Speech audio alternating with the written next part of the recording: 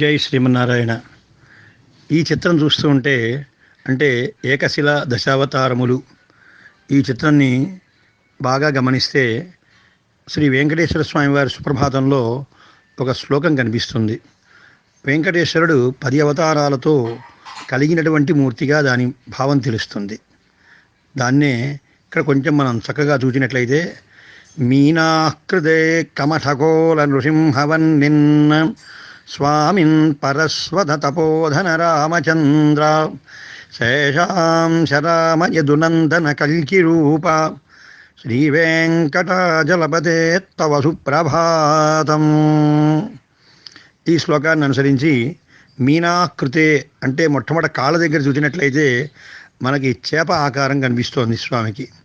దాని కొంచెం ముందు పైన చూసినట్లయితే కమఠం అంటే తాబేలు. నృసింహ పైన ముఖంలోనే మనకి ఎడమవైపున నృసింహస్వామి తిరుముఖ మండలాన్ని చూపిస్తూ ఉన్నారు.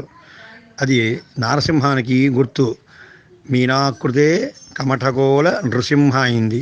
ఇక వర్ణి అంటే వామనమూర్తి.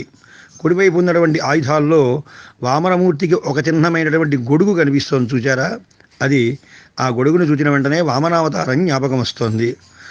స్వామిన్ పరస్వధ తపోధన రామచంద్ర.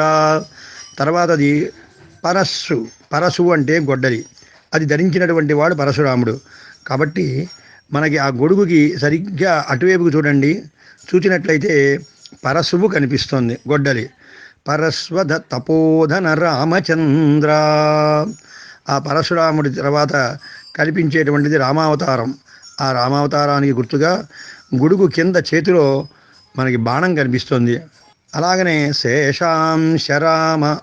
శేషాంశం రాముడు అంటే బలరాముడు. ఆ బలరామునికి గుర్తుగా కింద నాగలి ఉంది. గద ఇటువైపు ఉంటే గదకి అటువైపుగా మరొక చేతిలో చూడండి, స్వామి దగ్గర నాగలి కనిపిస్తుంది. అది శేషాంశ రామ యదునందన కల్కి రూప.